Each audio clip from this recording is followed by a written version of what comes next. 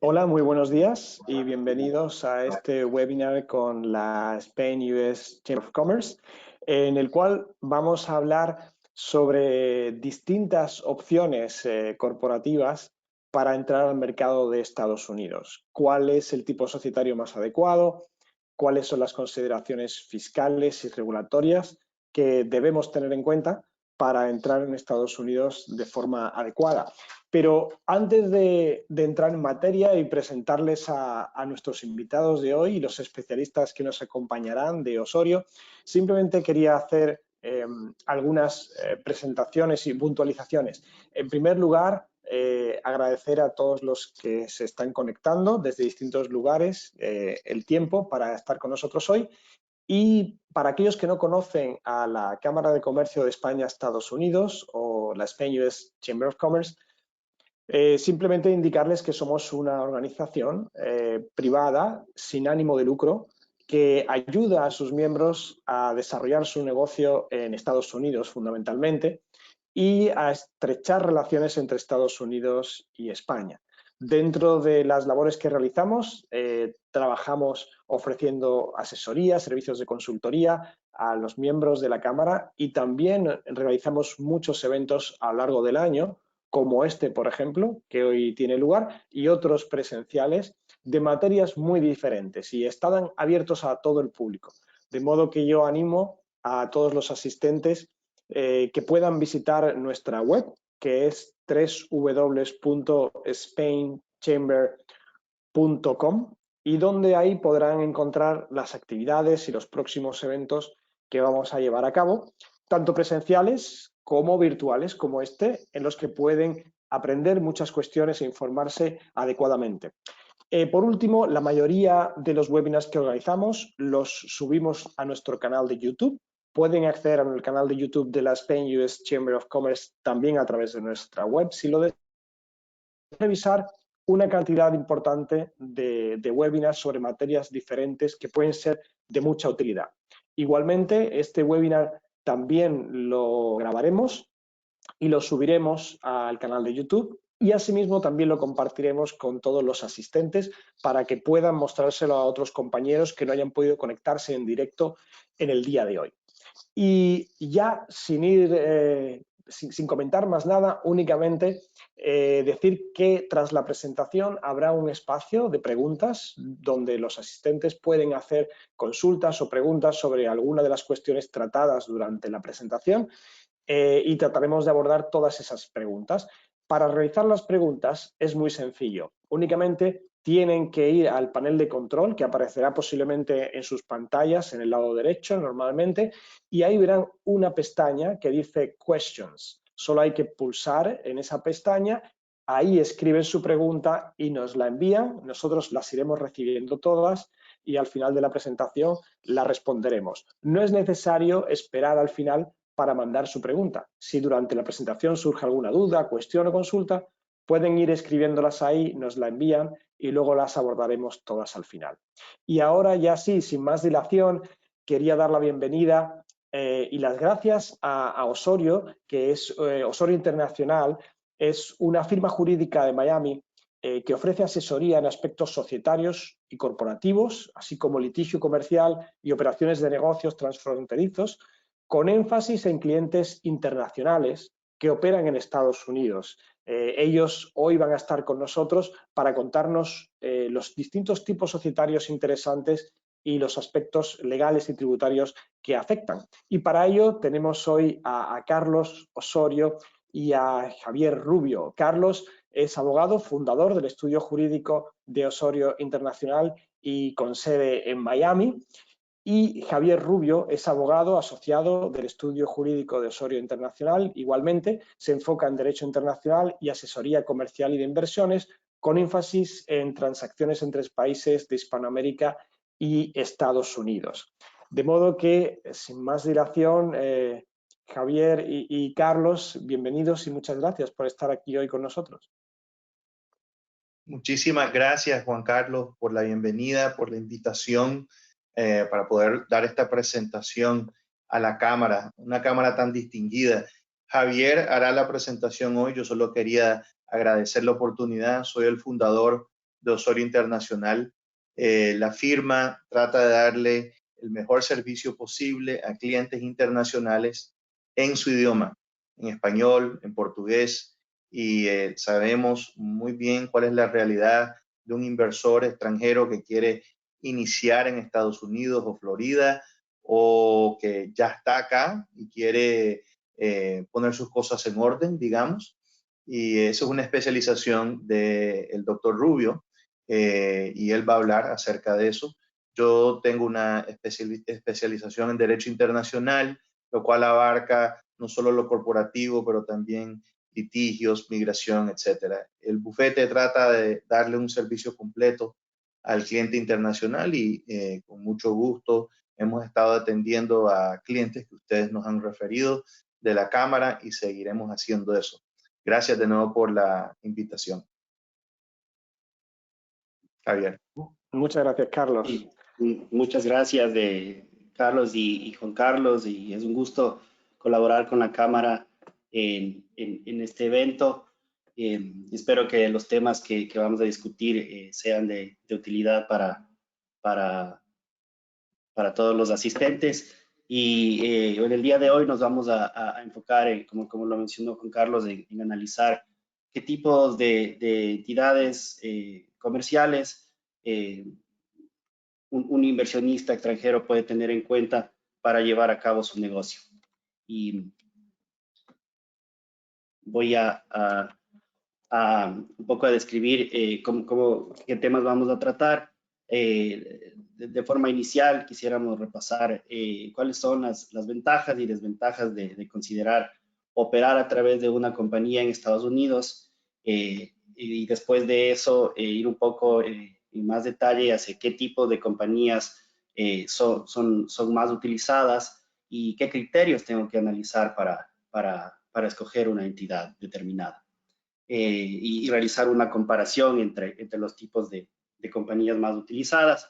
Y después de eso, quizás daremos un repaso general del proceso de formación de compañías, qué trámites debo realizar, qué documentación debo llenar, cuáles son los costos, cuáles son los tiempos, y posteriormente, una vez que se ha formado una compañía, qué obligaciones tiene la compañía, qué cosas tengo que tener en mente para mantener una compañía vigente, qué tipo de reportes debo realizar, ante qué entidades, y también realizar un análisis general de qué obligaciones tributarias y regulatorias se deben tener en cuenta.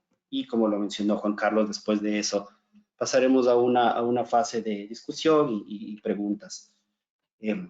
Bueno, para arrancar, ¿qué ventajas existen al operar en una compañía? Y quizás la primera ventaja, la más obvia, es la protección patrimonial, la protección de los activos personales del empresario, ya que si un empresario opera sin una compañía, de forma informal, digamos así, o de forma directa sin una compañía, existe el potencial riesgo de que sus activos se vean comprometidos si es que existiría alguna contingencia. Entonces, esta es la primera ventaja y la más importante. También una ventaja significativa en el aspecto financiero es la posibilidad de deducir costos de operación del negocio. En el caso de negocios unipersonales pueden ser deducidos, por ejemplo, costos de autoempleo.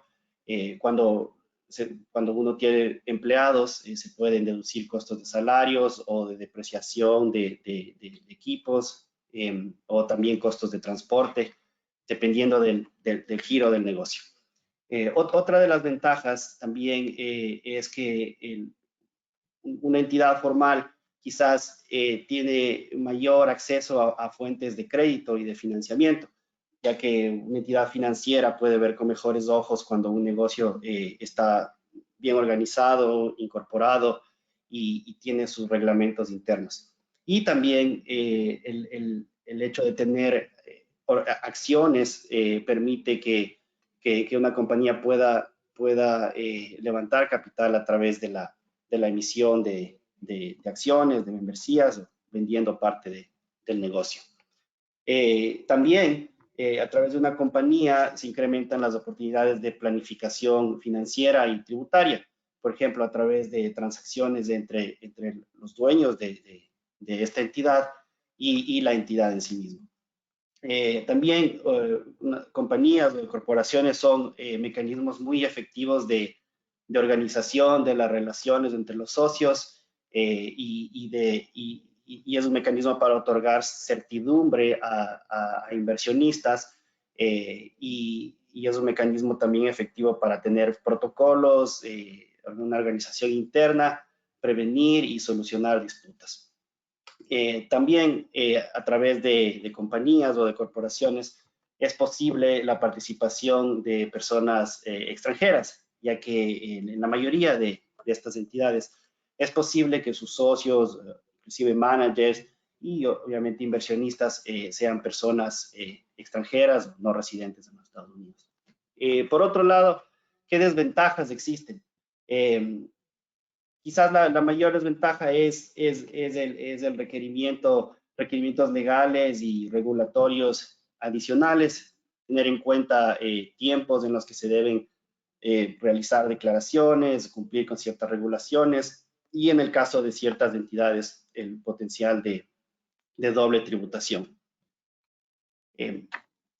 Teniendo en cuenta estos aspectos y antes de ir al detalle sobre los tipos de compañías más utilizados, es importante saber qué criterios podemos tomar en cuenta para elegir una determinada entidad.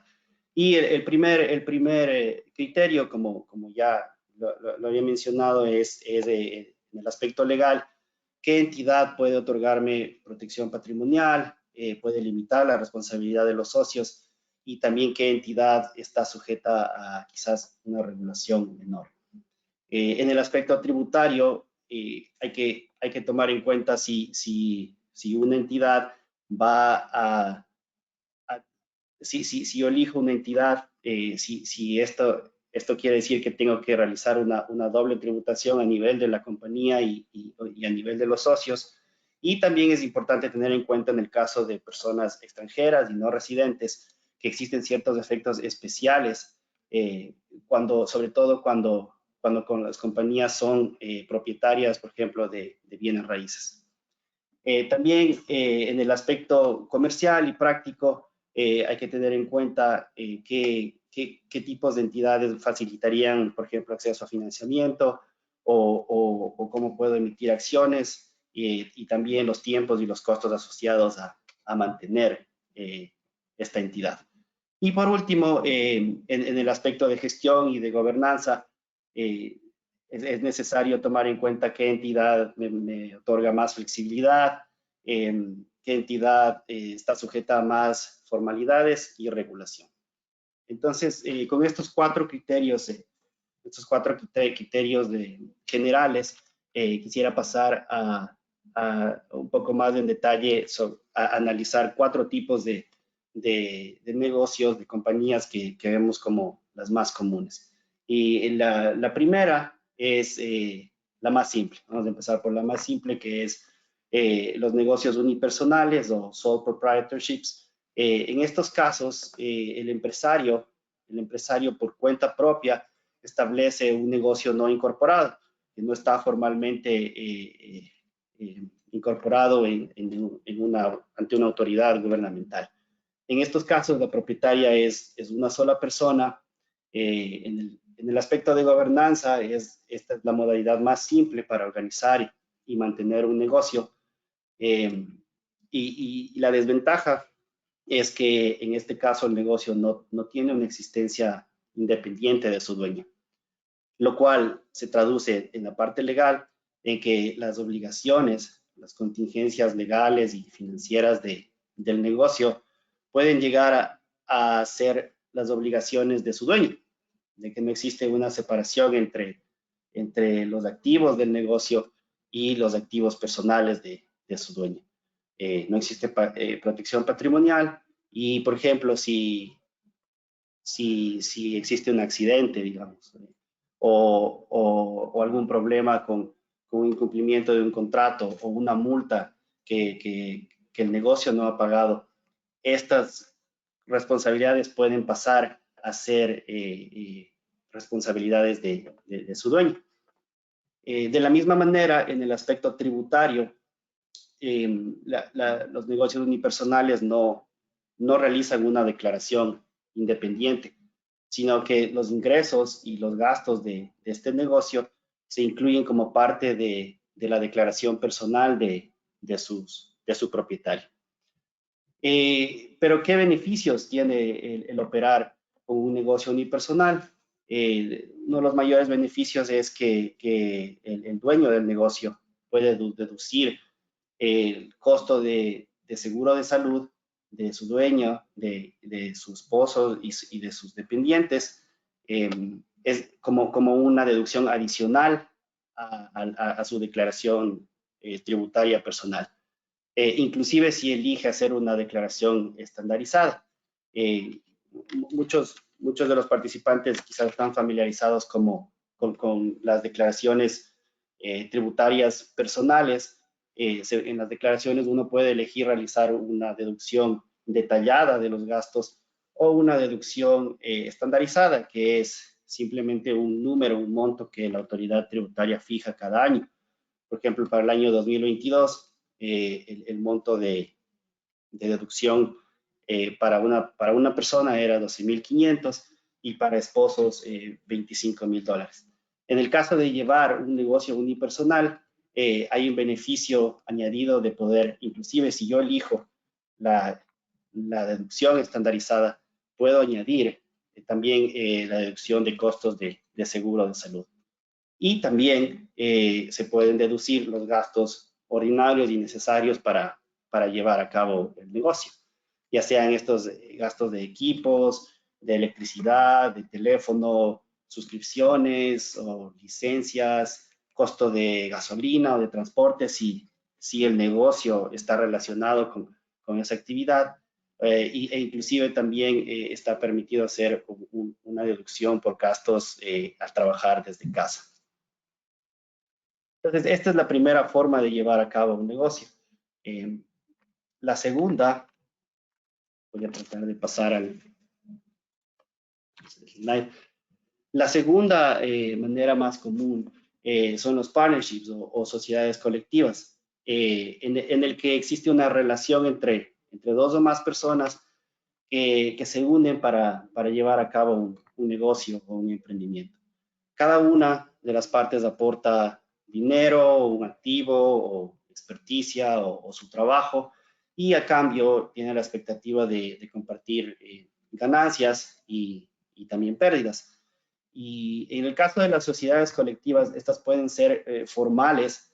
En este caso, las partes se reúnen y realizan un acuerdo detallado, un partnership agreement, o también pueden formarse inclusive sin que las partes estén al tanto de que se ha formado una sociedad. Cuando cada persona aporta algo, llevan a cabo el negocio y la ley considera que se ha formado una sociedad colectiva. En el aspecto legal, las sociedades se dividen, hay una distinción importante entre un general partnership y un limited liability partnership. Los general partnerships, en los general partnerships las obligaciones de la compañía de la sociedad son de responsabilidad ilimitada de la sociedad y de sus dueños. Lo que quiere decir que también lo que haga uno de sus dueños obliga a la sociedad y a los otros dueños también, y todos son responsables a la final por las deudas y obligaciones de la sociedad. Entonces, no es un tipo de asociación ideal para manejar este tipo de riesgos. En cambio, en los Limited Liability Partnerships se trata de ya una entidad más formal que se incorpora ante una autoridad gubernamental, y en este caso sí existe ya una separación entre las obligaciones de la sociedad y de sus socios. Los socios bajo esta modalidad no son responsables por las acciones o por las deudas y obligaciones de la sociedad, pero la sociedad sí es responsable por los actos de sus socios, cuando los socios están actuando en su calidad de socios. Y en el aspecto tributario, las sociedades realmente no pagan impuesto a la renta. Simplemente tienen que entregar un reporte informativo de ingresos, de deducciones y de pérdidas y ganancias, que es el formulario 1065, y las ganancias y las pérdidas de la sociedad pasan a través de la sociedad y se atribuyen a sus socios. Y cada socio tiene que incluirlo en su declaración personal. En el caso de los de negocios llevados a cabo por esposos, se considera que esto es un partnership, pero los esposos pueden aplicar a una excepción para no ser considerados partnerships y simplificar sus declaraciones tributarias. La siguiente modalidad de negocios es quizás la entidad clásica tradicional para llevar a cabo negocios, que son las corporaciones o las sociedades anónimas, como se las conocen en muchas de jurisdicciones de Hispanoamérica. Y esta es una entidad ya muy formal, independiente y que existe de forma separada de sus socios. Este tipo de entidades no se disuelven cuando sus dueños mueren, tienen una personería jurídica independiente y como tal pueden firmar contratos, pueden pagar impuestos, pueden realizar cualquier tipo de negocios. Las corporaciones tienen una estructura formal y regulada y en este tipo de estructuras los accionistas invierten dinero o activos a cambio de ciertas acciones. En el ámbito legal, la responsabilidad de los socios de las corporaciones se limita a sus acciones. Esto es lo único que está en riesgo. Y las obligaciones de la corporación no son las obligaciones de sus accionistas. En las corporaciones, en contraste con los partnerships, los accionistas generalmente no pueden actuar a nombre de la corporación, a menos que tengan un nombramiento como directores, como presidentes. Esto es porque ya la corporación tiene una estructura de gobernanza más regulada. Y en el ámbito tributario, las ganancias de la corporación son tributadas 2 veces. Una como ganancia de la corporación y otra cuando las ganancias de la corporación son distribuidas a cada uno de los accionistas en dividendos. Y las corporaciones, como las otras entidades comerciales, pueden deducir gastos y pérdidas, pero no sus accionistas. ¿Y qué ventajas tiene la corporación? Bueno, que ofrece más certidumbre, ofrece más opciones de levantar capital, de cotizar acciones, mayor acceso a crédito y es una estructura tradicional. El siguiente tipo de entidad, quizás la entidad más popular en las últimas décadas, es la Limited Liability Company o la compañía de responsabilidad limitada. En este tipo de entidades es similar, funcionan de una manera similar a una corporación, pero son mucho más flexibles. Igual tienen una vida jurídica independiente, pueden firmar contratos, tienen que pagar impuestos, pueden realizar negocios, pueden litigar, pero su funcionamiento está menos regulado y tiene que cumplir menos formalidades corporativas, en contraste con las corporaciones en las que existe, por ejemplo, un número mínimo de reuniones de socios y de reportes, entre otras cosas. En el ámbito legal, la responsabilidad de los socios, como su nombre lo dice, es limitada y las obligaciones de la LLC no son obligaciones de sus socios, con muy pocas excepciones. En este caso también, solo los managers o los socios autorizados pueden actuar a nombre de la LLC y sus socios no pueden actuar solo por ser socios. No pueden obligar a la compañía solo por ser socios. Y en este caso también hay mucha flexibilidad para que los socios puedan acordar diferentes maneras de manejar el negocio. Los miembros de una LLC pueden ser personas nacionales o extranjeras y también pueden ser entidades. Por ejemplo, una corporación puede ser socio de una LLC. Y en el ámbito tributario, quizás en este aspecto, las LLCs ofrecen la mayor ventaja, ya que son muy flexibles. Las LLC pueden elegir tributar como un partnership, pueden elegir tributar como una corporación, o pueden elegir ser considerados como una entidad no existente y que la tributación pase directamente a sus socios. Entonces, una vez repasado estos 4 tipos de compañías, como mencionaba, las compañías más utilizadas son las LLCs, las corporaciones y las limited partnerships. Las LLCs y la corporación en el ámbito de protección patrimonial son similares. En el ámbito tributario, las LLCs tienen más flexibilidad, pueden elegir cómo tributar, mientras que las corporaciones están sujetas a doble tributación, pero también tienen cierta flexibilidad, especialmente cuando pueden acogerse a la elección que se denomina S Corporation, bajo la cual una corporación puede ser considerada como una entidad sobre la que la tributación pasa directamente a sus socios. Pero en el caso de las S Corporations, para calificar como S Corporation es necesario cumplir con ciertos requisitos. Por ejemplo, uno de los requisitos es tener menos de 100 accionistas y otro requisito es que todos sus socios tienen que ser personas ciudadanas o residentes de los Estados Unidos.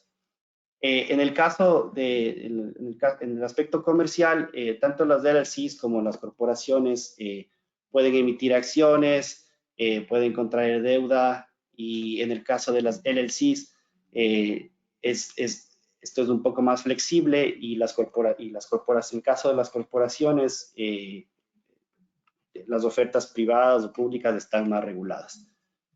Y por último, en el tema de gobernanza, las LLCs tienen igual más flexibilidad, tienen más libertad de acordar el manejo de cómo manejar la compañía, tienen menos formalidades, tienen más libertades para decidir utilidades y distribuciones. Y quizás una desventaja es que los reguladores y las cortes están menos familiarizadas con este tipo de compañías, y existe menos jurisprudencia porque es una entidad relativamente nueva, al menos en comparación con las corporaciones. Las corporaciones son entidades más reguladas, más formales, existe menos flexibilidad,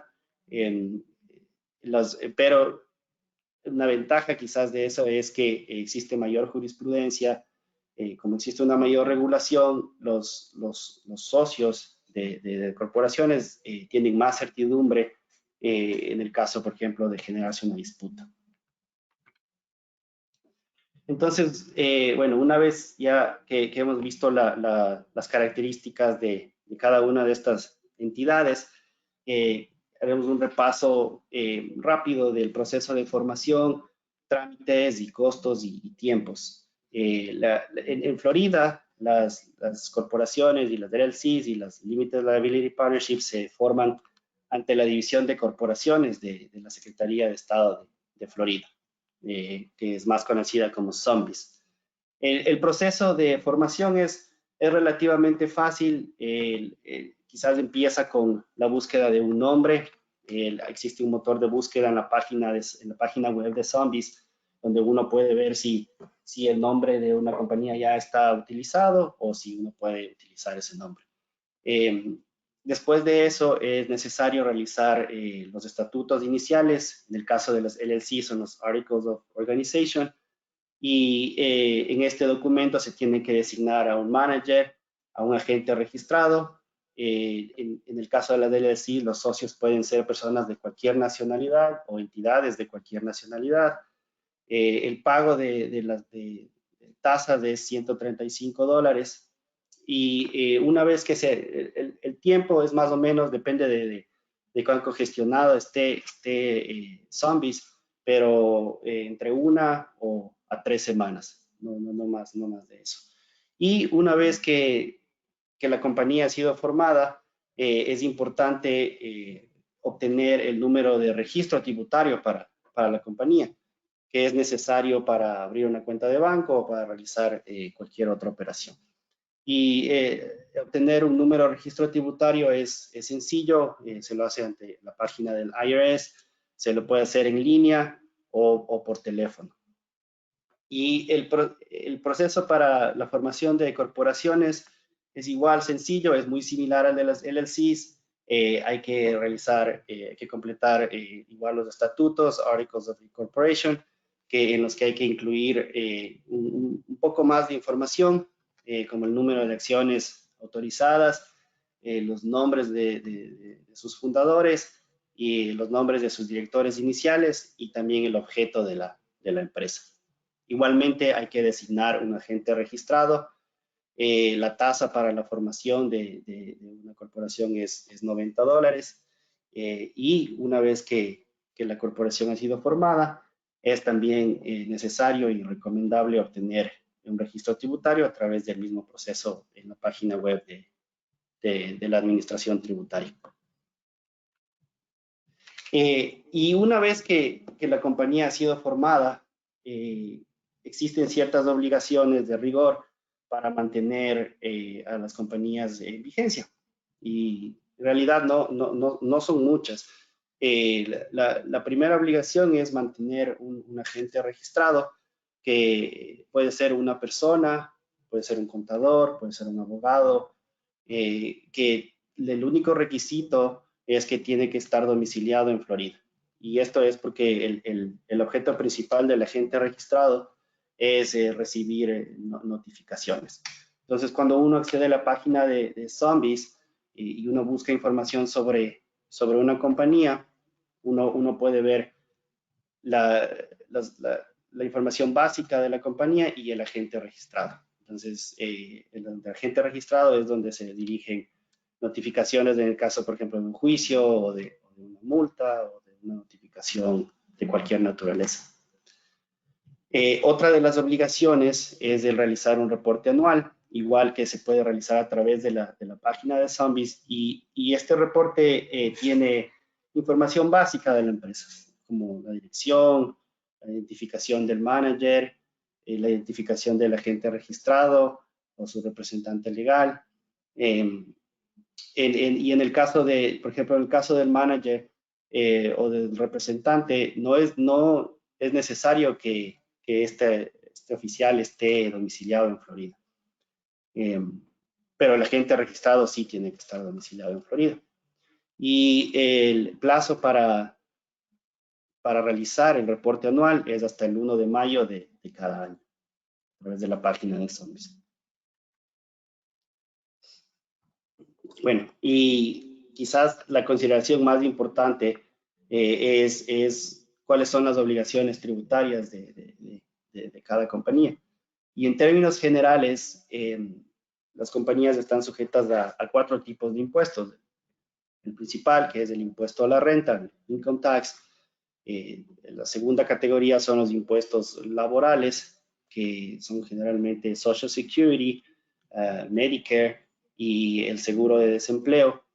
Y también para ciertas modalidades existe la obligación de realizar un reporte de los impuestos estimados, que son similares a una retención, cuando se realiza una retención a un empleado, pero en el caso de las compañías, esto está basado en una proyección de ingresos del negocio.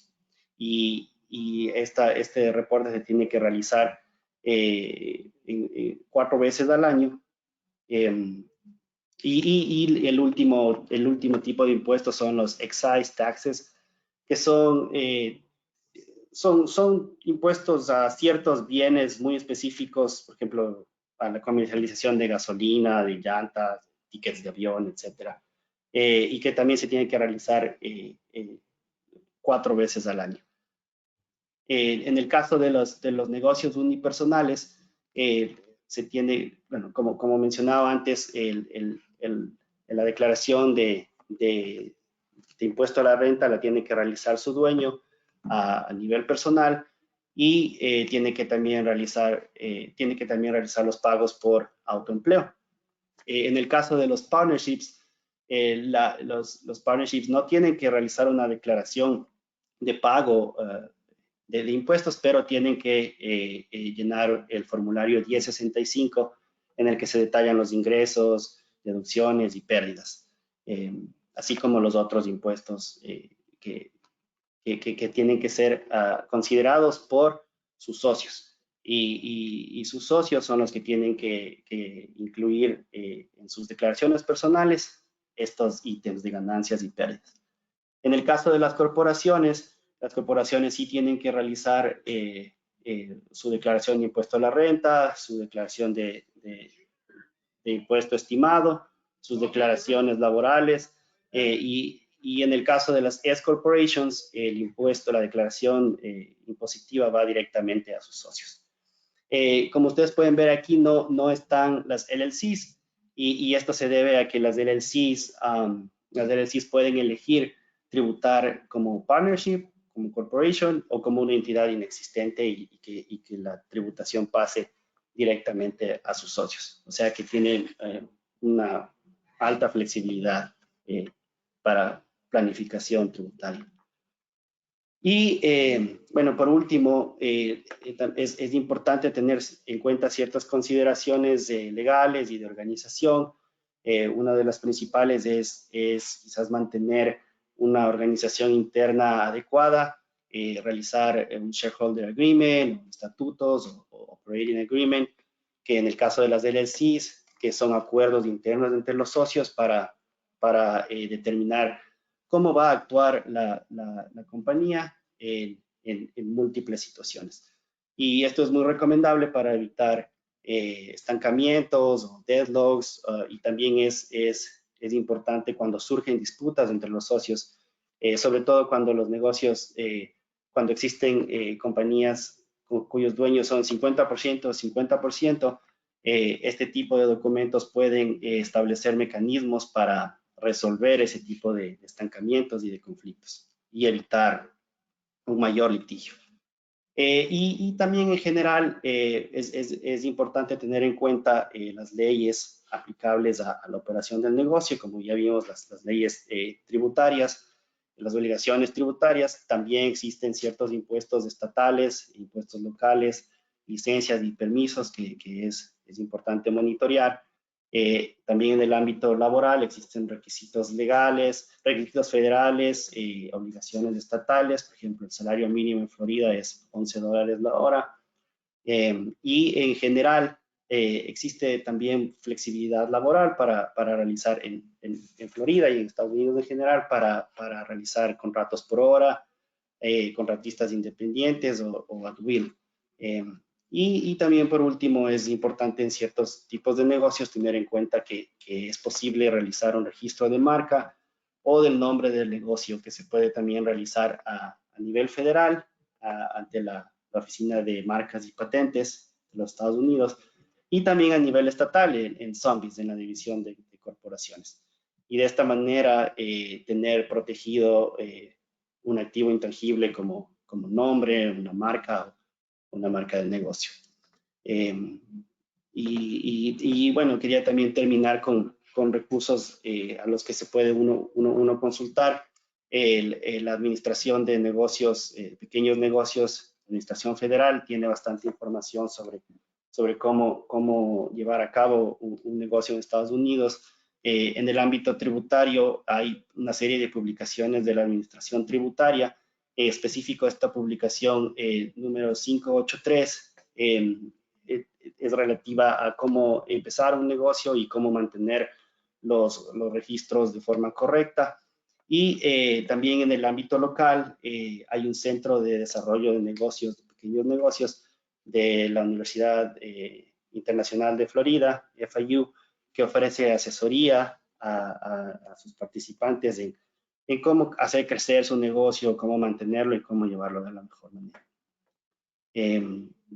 Bueno, adicionalmente, más allá de si uno quisiera, está interesado en realizar ciertas transacciones o negocios en los Estados Unidos y no necesariamente quiere considerar una entidad corporativa, también existen mecanismos diferentes, como por ejemplo una franquicia, la licencia acompañada de una compra de activos, o por ejemplo negociar un contrato de distribución en el que una compañía puede tener exclusividad en cierto territorio, o también la negociación de un joint venture, que los joint ventures pueden ser de dos tipos: contractuales, simplemente dos o más socios se ponen de acuerdo para llevar a cabo el desarrollo de un proyecto, o a través de una entidad corporativa como un LLC o un partnerships.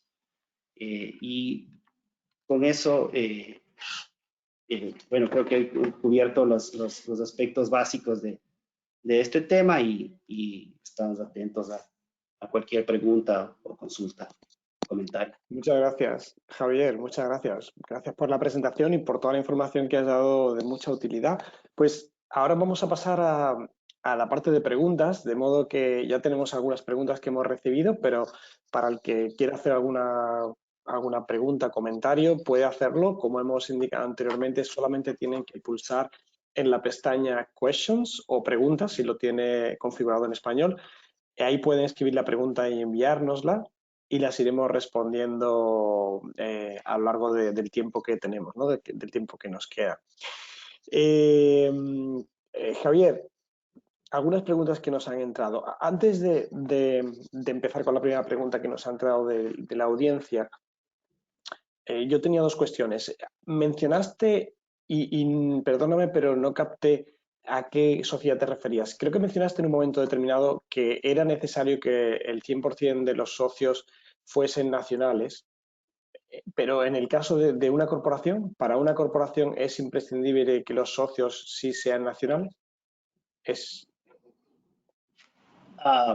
Sí, gracias, Juan Carlos. No. En el caso de las corporaciones normales, que se denominan C Corporations, sus socios pueden ser personas o entidades de cualquier nacionalidad.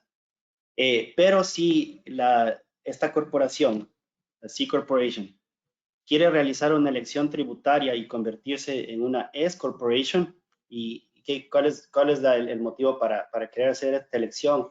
Es que evitar la doble tributación, evitar ser tributado como compañía y también a nivel de socio. Cuando esta corporación quiere hacer esa elección, existen ciertos requisitos, y los requisitos principales para hacer esta elección es que la compañía tenga menos de 100 socios y que sus socios sean personas nacionales de los Estados Unidos, sea ciudadanos, claro, o residentes. Entonces, claro, sí. Entonces las corporaciones normales, C Corporations, pueden tener cualquier tipo de accionistas, pero las S Corporations tienen esta limitación que es relevante por ejemplo, para inversionistas extranjeros. Claro, perfecto, ¿no? Muchas gracias. Esa es la parte que no me quedaba claro y me pareció interesante. Una consulta que nos ha entrado nos dice lo siguiente. Posibilidad, bueno, entiendo que es una pregunta, ¿no? ¿Existe posibilidad de transformar una LLC en una LLC extranjera? Sí.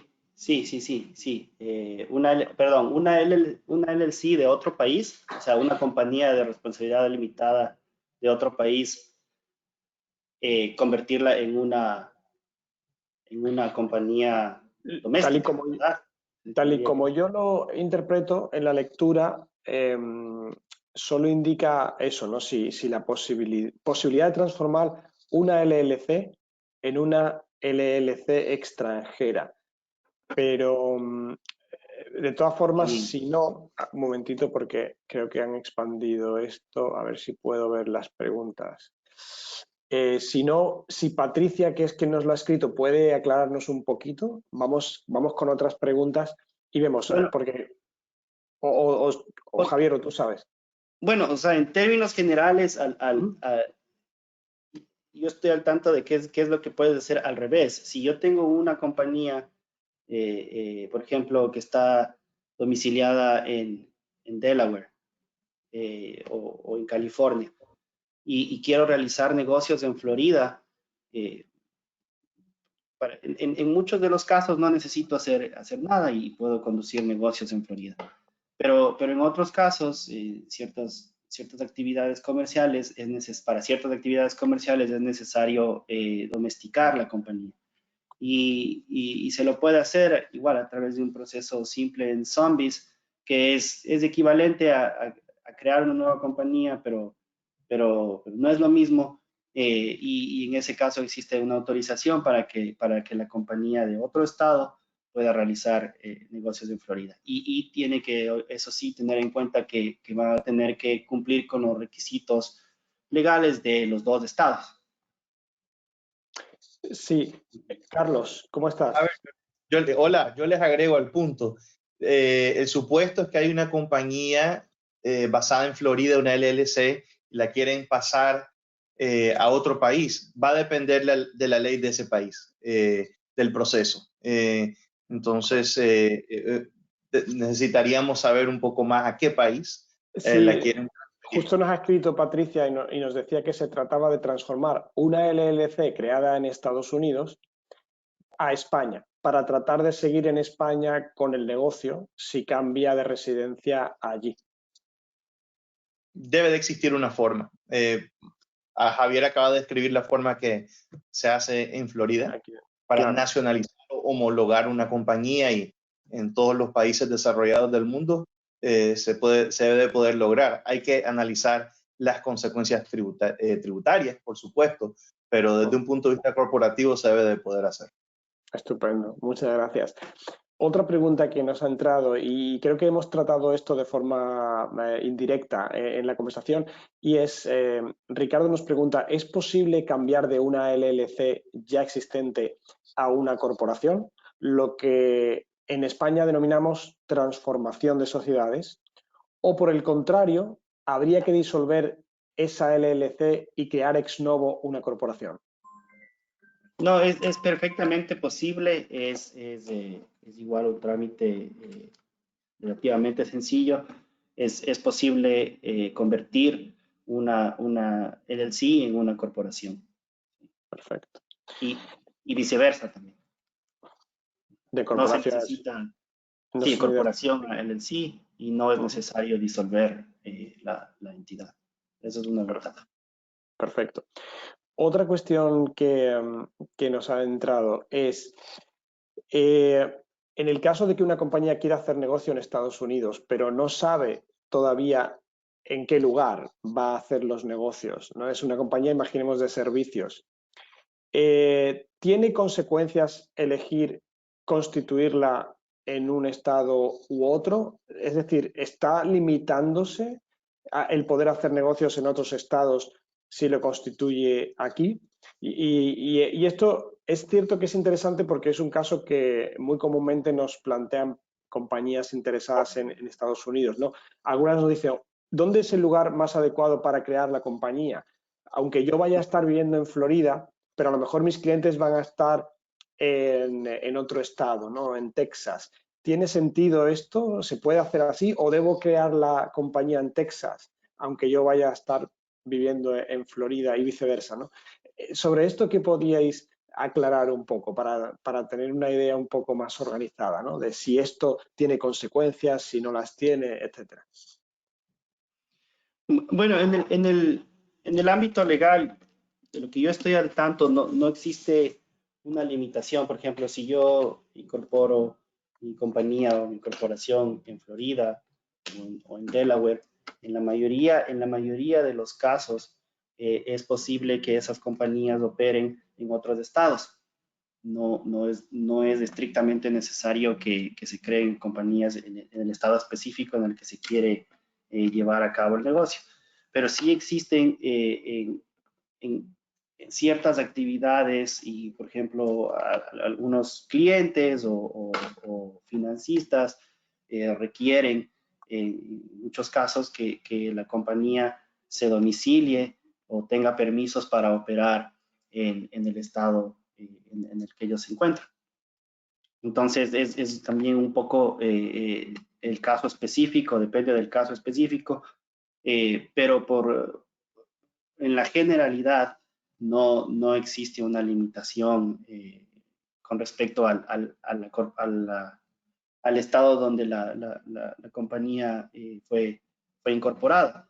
Y como ustedes, muchos estarán familiarizados, hay compañías gigantes que están incorporadas en el estado de Delaware, que es un destino muy popular para crear compañías, y estas compañías operan en todo el territorio de los Estados Unidos. Y quizás para elegir entre una u otra jurisdicción es necesario, es recomendable ver cuáles son las preferencias de sus dueños. Por ejemplo, ciertas jurisdicciones tienen un impuesto a las corporaciones más alto, otras tienen un impuesto más bajo. Florida creo que está, por ejemplo, los impuestos en Florida y Delaware son similares. En otras jurisdicciones son mayores. También existen ciertas consideraciones de transparencia. Entiendo que, por ejemplo, la información acerca de los managers o presidentes o socios en Delaware es más difícil de conseguir. En Florida, la información acerca de, por ejemplo, los managers de una compañía es pública, pero no la información de sus dueños. Entonces, existen varias de estas consideraciones que se deben tomar en cuenta al momento de elegir la jurisdicción en la que quiero crear.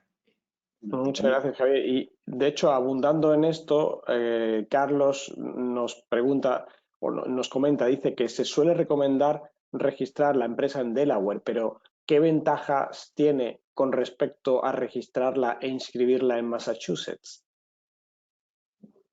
En Massachusetts. Sí. Bueno, no.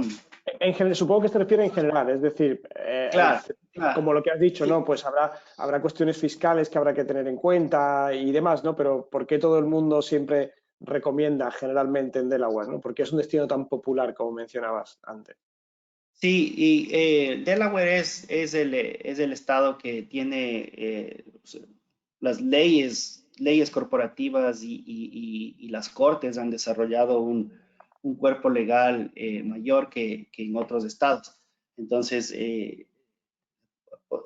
podemos decir que las cortes, por ejemplo, en Delaware están muy especializadas en el derecho de las corporaciones, saben cómo manejar cuando existen disputas complejas entre socios o relativas a la compañía. Entonces, en mi opinión, esa es la fama de Delaware. Tiene esa ventaja que es la ley sobre corporaciones está más desarrollada. Quizás la ley sobre LLCs también está más desarrollada. Existen, como mencionaba, los registros, el acceso del público a los registros de una compañía no son tan amplios y eso es apreciado por muchos usuarios. Entonces creo que ese tipo de factores son los que hacen a Delaware un destino popular. Interesante, ¿no? Claro, perfecto, muchísimas gracias. Siguiente cuestión que tenemos. Javier nos ha entrado aquí y es, ¿debo tener a un gerente, director o presidente como empleado a tiempo completo en la compañía? No necesariamente, no necesariamente. El gerente o el director o el presidente no necesita ser un empleado a tiempo completo de la compañía e inclusive no es necesario que esté residiendo en los Estados Unidos. Pero el caso del agente registrado, sí, el agente registrado tiene que ser una persona o una compañía o una entidad que esté en Florida, pero el manager o el presidente de una compañía no necesita ser un empleado a tiempo completo. Perfecto, muchas gracias. Y otra cuestión relacionada con esto precisamente es, ¿cuáles son las obligaciones de un agente residente y qué diferencias hay entre el principal address, el mailing address y el address del agente registrado? Well, el principal address es la dirección donde se lleva a cabo, donde están localizadas las oficinas de la compañía, las oficinas principales. El mailing address es, de lo que yo entiendo, simplemente la dirección específica donde la compañía prefiere que se realicen las notificaciones. Y la dirección del agente registrado puede ser diferente al principal address y al mailing address, porque es una tercera persona, no es la compañía, que va a recibir las notificaciones de la compañía. Esa es la diferencia específica entre los tres tipos de direcciones.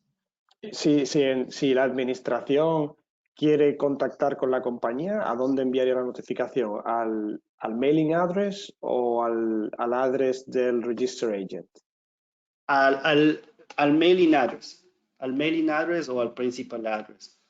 Y si es que no existe, si es que no es posible contactarse con ellos a través de estas direcciones, para propósitos legales, se entiende que yo he notificado a la compañía en la mayoría de casos, no existen excepciones, pero para propósitos legales se entiende que yo he notificado a la compañía si realizo mi comunicación al agente registrado.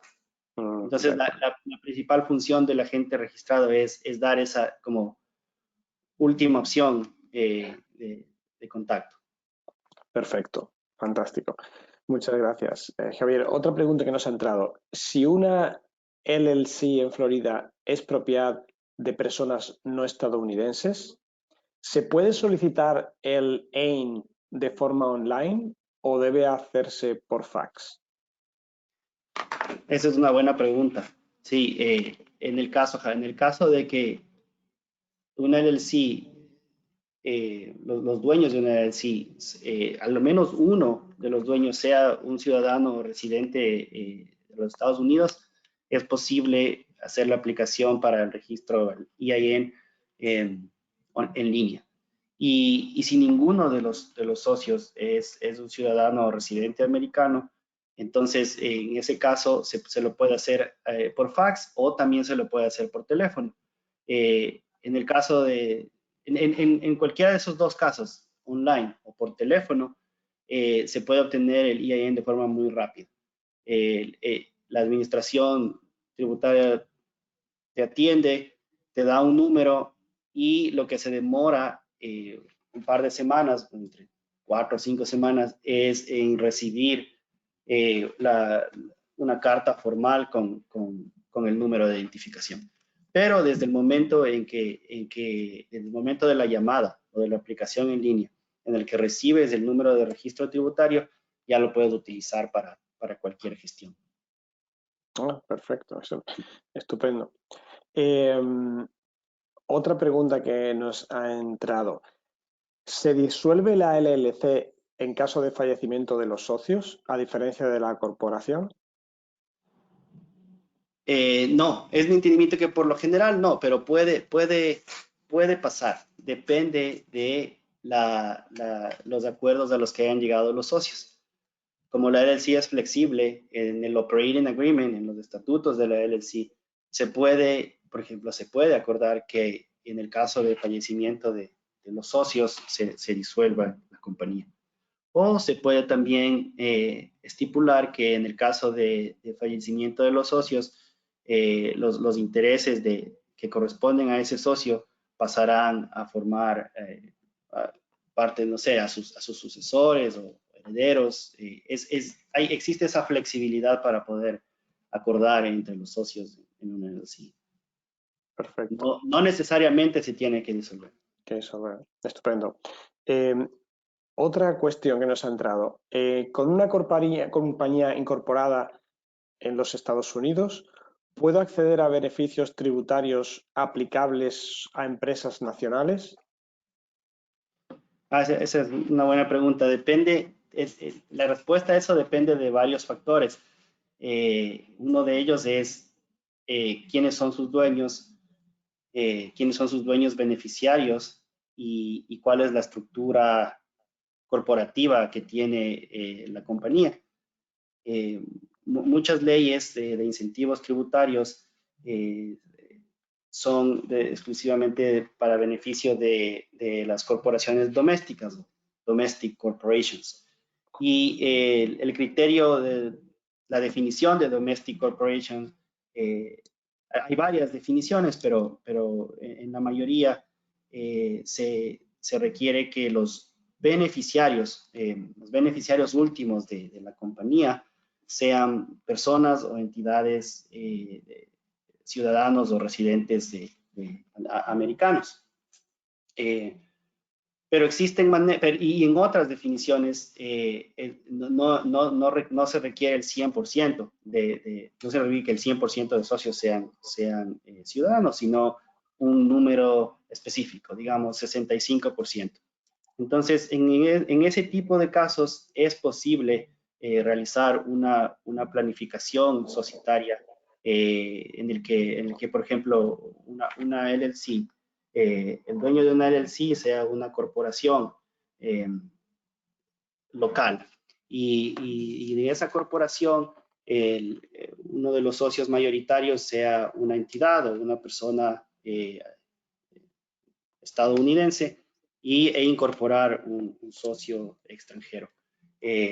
Entonces, depende de la situación específica y de la definición de qué es una corporación doméstica bajo una ley específica, por ejemplo, en el caso de incentivos a la producción o ITC, Investment Tax Credit, pero es necesario en la mayoría de casos realizar una planificación societaria de multinivel, quizás para tratar de acceder a esos incentivos. Y el otro criterio también depende de la industria específica y de la actividad específica del negocio. Estupendo. Perfecto, Javier. Otra cuestión que me han trasladado y que realmente es un caso muy común, muy habitual. En algunas ocasiones, compañías de otros países de Hispanoamérica, pequeñas compañías profesionales, a veces, o incluso de Europa o de España, a veces tienen clientes en Estados Unidos, tienen algunos clientes en Estados Unidos. Claro, para cobrar a esos clientes, tener una cuenta bancaria en Estados Unidos. Entonces, en muchas ocasiones consultan eso. Si para gestionar ese tipo de clientes y de transacciones con clientes en Estados Unidos, a pesar de que ellos operan pues en Hispanoamérica o en Europa, el caso, por ejemplo, de una consultora, ¿no? que ofrece servicios de consultoría o tecnología y tiene algunos clientes en Estados Unidos que les pagan en dólares, quieren plantearse la opción de a lo mejor crear una compañía en Estados Unidos, tener una cuenta bancaria aquí para esos clientes pues hacer las transacciones desde aquí, ¿no? Generar, la operación sería de la compañía norteamericana creada aquí y el cobro sería en la cuenta de Estados Unidos en dólares. Para esos casos, lo primero es si es lo adecuado hacerlo así y cuál sería el tipo societario más adecuado si esa es en principio la única finalidad. Y la segunda es qué obligaciones de mantenimiento de la sociedad tendrían que cumplir para este caso tan concreto, ¿no? Porque en algunas ocasiones, claro, si las obligaciones son muy onerosas, tanto de presentación de impuestos, obligaciones tributarias, obligaciones corporativas y tal, pues a lo mejor prefieren no hacerlo y no entrar en tanta complicación, ¿no? Entonces, ¿podrías de manera sucinta un poco plantear esto para que así puedan tener una idea más clara de si es algo interesante o no, o a partir de cuándo puede ser interesante? Claro, claro que sí, sí, no, es bien interesante esa situación porque hay muchos negocios, muchos negocios, compañías en Hispanoamérica que están en esa situación. Y mira, por lo general no es un proceso muy oneroso. Si yo tengo una base de clientes importante en los Estados Unidos eh, y se facilita el cobro o las transacciones a través de una cuenta bancaria, quizás sí vale la pena operar a través, por ejemplo, de una LLC, como lo mencionaba en la presentación, el proceso de formación de una LLC es sencillo, es relativamente barato, y las obligaciones de mantenimiento de una LLC son en realidad mínimas, sobre todo cuando en este tipo de situaciones, cuando hay un caso concreto y el propósito es, por ejemplo, mantener una cuenta bancaria, mantener ciertas transacciones en orden. Como mencionaba, las obligaciones a nivel de la sociedad son el mantener un agente registrado, que puede ser una oficina de abogados o una oficina de contadores, o inclusive cualquier persona. Generalmente el costo para mantener nosotros, por ejemplo, somos agentes registrados de varias compañías, es relativamente bajo, es un costo anual, voy a decir $500, y que incluye también la segunda obligación, que es realizar el reporte anual, y el reporte anual es simplemente incluir la dirección física de la oficina, la dirección de correos y la dirección del agente registrado, y el nombre, la identificación del manager de la compañía. Son dos obligaciones que se tienen que tomar en cuenta, y cuando se trata de este tipo de casos concretos, las obligaciones tributarias también se minimizan.